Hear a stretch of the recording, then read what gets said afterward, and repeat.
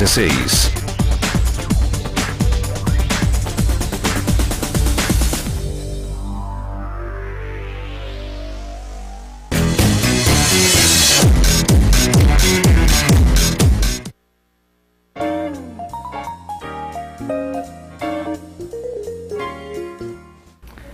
Agora eu estou recebendo aqui o psicólogo Kleber, você já conhece ele, Kleber Benuzai, já esteve aqui em outras oportunidades, mas hoje a gente vai focar um pouquinho mais em relação entre pais e filhos. Seja bem-vindo novamente. Muito obrigado. Hoje comigo aqui, mas a gente vai continuar igual. É um prazer, muito bom. Doutor Kleber, a relação entre pais e filhos está cada vez mais difícil, porque eu acho que as gerações, tem pai que não consegue acompanhar a geração do filho e tem filho que não entende a cabeça do pai.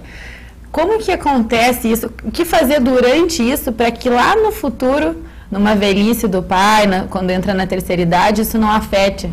Porque daí o pai vai precisar do filho junto com ele. Bem, eu acho que é quase uma sequência de todas as falas que eu tenho vindo aqui, de que a relação precisa estar bem estabelecida e através do diálogo, através da compreensão, porque de fato na velhice muitas outras coisas acontecem, né? O envelhecimento do corpo, algumas doenças que se oportunizam aí na velhice, as perdas que uma pessoa idosa acaba tendo, porque são os amigos que falecem, é toda uma rede social que vai se desfazendo em função de perdas e os filhos saem de casa, então são vários golpes, né? São várias angústias que uma pessoa idosa tem que lidar, que uma pessoa que envelhece. Nesse momento, a relação, como a relação foi ao longo da história dos pais com os filhos, é extremamente primordial para estabelecer uma relação sadia nesse momento da velhice. Porque na velhice, o sujeito está sujeito, né, a tantas intempéries aí da vida, da saúde, de questões de doença, questões de mobilidade, dificuldade em alguns casos, né, para andar, para se locomover, para fazer suas coisas, uma certa dificuldade em dar a autonomia que a sociedade tem para a pessoa idosa. Hoje você percebe que a sociedade hoje não vê com muitos bons olhos o envelhecimento. Nós tínhamos no passado a pessoa idosa como símbolo de sabedoria, um sábio, aquele que conduzia a sua casa, que dava o conselho, né, uma espécie de mestre, né? Hoje o idoso, e principalmente a indústria farmacêutica aí, com dermatológica, toda essa coisa do cosmético, né, a nossa busca desenfreada por manter-se jovem, por ir contra esse processo natural, um processo da vida mesmo.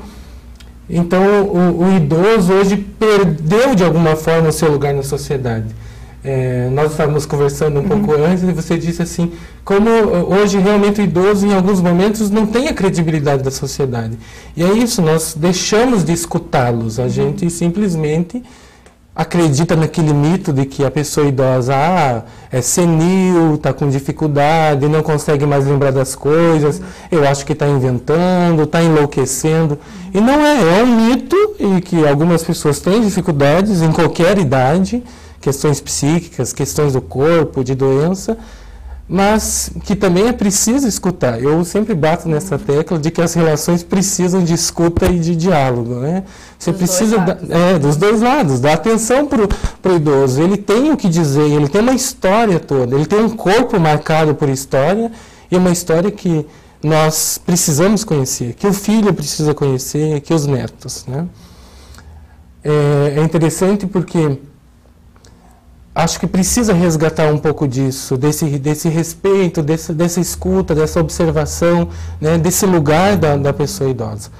E eu vejo também que muitas vezes os conflitos do idoso, do pai, né, que já está envelhecendo ou já envelheceu, é muito em questão dessa solidão também, essa solidão de ter perdido os amigos, de ter ficado muito em casa. Então eu vejo sempre que é necessário que a pessoa idosa crie novas amizades, crie novos laços, participe de outros grupos, né? Tem aí o baile da terceira idade, tem as agremiações, tem grupos, né? Lá em uns clubes, tem muita coisa que uma pessoa pode contribuir na igreja, nos grupos de assistência social, né? De caridade, você tem tem muita coisa que ele pode usufruir para manter também uma relação com outras pessoas e não ficar focado naquele espaço limitado da família, que ao longo da história pode ter construído aí algumas questões doentias, alguma rixa aí, né? Muita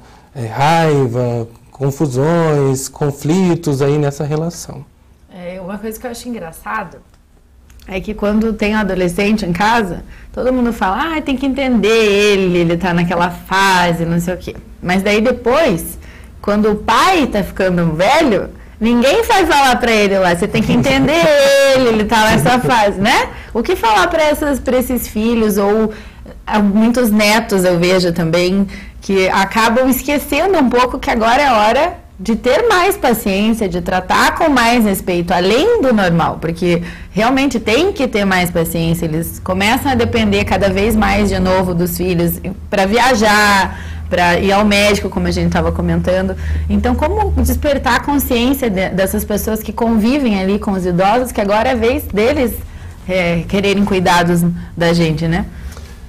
Eu acho assim, tem que cuidar para não cair nos dois extremos. No primeiro, de desconsiderar o desejo, a vontade do idoso, né? E no segundo, de tornar esse mito uma verdade. O mito de que o idoso de certa forma, inválido, não tem autonomia.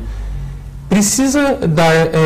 o filho precisa dar a ajuda necessária, né? O apoio necessário, o respeito, a escuta necessária, mas também precisa observar até onde aquela pessoa pode ir, em que espaços ela pode ter autonomia. E outra, é muito interessante que em algumas famílias o idoso acaba perdendo a voz de decisão também. Se ele é daquela família, por que ele não pode participar das decisões? Por que ele não pode dar uma opinião e participar e definir junto um final de semana, definir férias, definir como que vai ser a mudança, como que vai ser a reforma da casa? Porque tem essa coisa assim do mito da morte, né? Já está velho mesmo, o que tem que opinar, o que vai dar pitaco? E não, é um sujeito.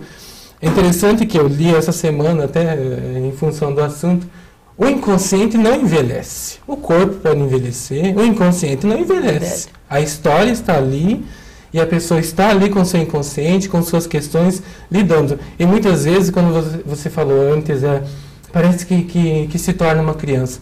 Em muitos momentos, diante da situação e de tantas perdas, de tantos conflitos, de tantas angústias, do cansaço, do enfado mesmo de uma vida, ou depois da aposentadoria, a falta de ter algo para se ocupar, para se dedicar, a pessoa acaba tendo angústias e realmente ficando numa situação mais fragilizada, mais carente, com mais necessidade. Por isso que é bom que tenha bases além da família, não só a família, mas que o idoso possa ter outras atividades, ter outras bases para ter uma vida saudável, porque é possível ser idoso e ser saudável psiquicamente. Né? Mesmo às vezes com uma dificuldade no corpo, com uma doença, é possível ser feliz, é possível continuar, é possível fazer planos, inclusive, não é o fim, né? Os planos podem ser feitos, as pessoas podem planejar outras coisas, podem pensar no futuro. E também tem aquele outro lado, né? Que é o idoso que utiliza disso para alguns benefícios, por exemplo. Eu não posso. Não, eu já tenho idade, melhor o fulano fazer. Ou, às vezes, tá passando mal, mas utiliza isso para tirar algum benefício ali da família. Como lidar também com essa situação, que às vezes a gente até vê em algumas famílias que utiliza disso para fazer um charme com o neto, com o filho, sabe? Como lidar com isso, os dois lados, para que nenhum nem outro perca a paciência e acabe surgindo um atrito nisso? Eu fico pensando assim, nessa situação, o que essa pessoa está pedindo? Se ela está fazendo um charme, o que ela está pedindo? É atenção, é cuidado, é querer bem, é ser ouvido, é ser escutado. Então, de repente, dá o que ela precisa e consiga estabelecer, não, tal coisa você pode fazer, essa atividade você pode fazer.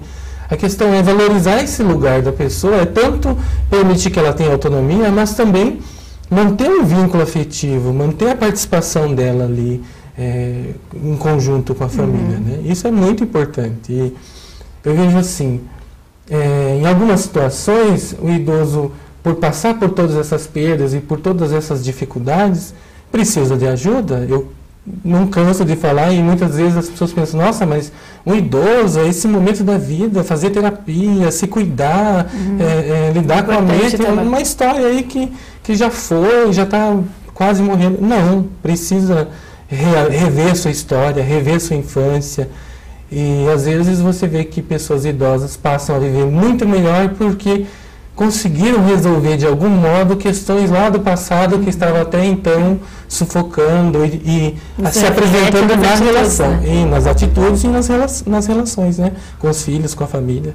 Eu acho isso muito importante porque, como você falou do inconsciente, tem muitos idosos que agem, você só sabe a idade mesmo quando ela fala, quando a pessoa fala, porque realmente a cabeça é outra coisa, consegue ter uma cabeça bem dinâmica, assim, com ideias bem resolvidas. Exatamente. E aí se torna muito prazeroso estar com uma pessoa assim, né? Eu acho que a pessoa tem que buscar isso com certeza. E essa deixa da terapia, achei bem legal essa dica, porque para você, por exemplo, que está em casa nos assistindo, tem a mãe, ou conhece alguém na família, ou você mesmo que está entrando nesse período e precisa de alguma ajuda, é super válido buscar isso.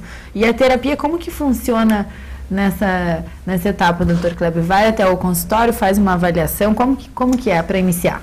Para iniciar, entra em contato, inicia naturalmente, como eu disse, o inconsciente não fica velho, né? Ele não envelhece. Então, como qualquer outra idade, vai ao consultório e aí é uma situação em que vai falar sobre a sua história de vida, vai falar sobre as suas angústias, vai falar sobre as suas dores, né?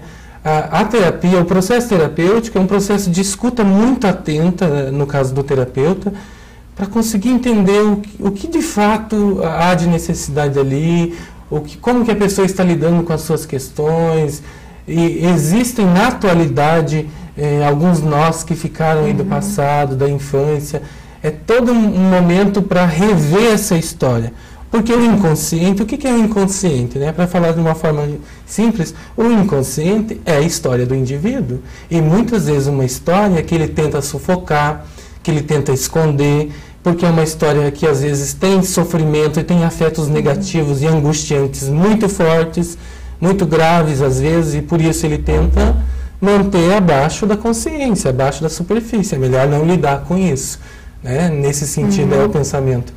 E aí o processo deixa quieto, porque realmente provoca muita dor e muita angústia, mexer em todo o passado, em toda a sua história. No entanto, o setting terapêutico, o espaço de uma análise, é espaço propício para isso, próprio para que a pessoa possa se dar conta disso e ter um suporte ali, ter alguém que o acompanhe em sua dor. Né? Não é assim... Muitas vezes existem momentos dolorosos mesmo na terapia, momentos em que a pessoa chora, momentos em que a pessoa se dá conta com dores muito profundas, mas ela tem ali alguém que pode acompanhar, que pode ver isso de perto, que pode atender, que pode dar atenção, né? Que pode assistir a isso sem julgamento, sem moralismo. Né? Eu acho fantástico, eu acho maravilhoso. Né? A neutralidade total científica, ela é assim um paradigma. A gente busca a neutralidade, busca não se pautar em discurso moralista, busca acolher. Eu acho que uma palavra muito interessante para isso é o acolhimento. Acolher a pessoa como ela é, como é a sua história. E principalmente também nessa fase, porque hoje em dia já descaracterizou aquela imagem de terceira idade, de idoso que não pode usar salto alto, usa só o mesmo tipo de roupa, peruquinha.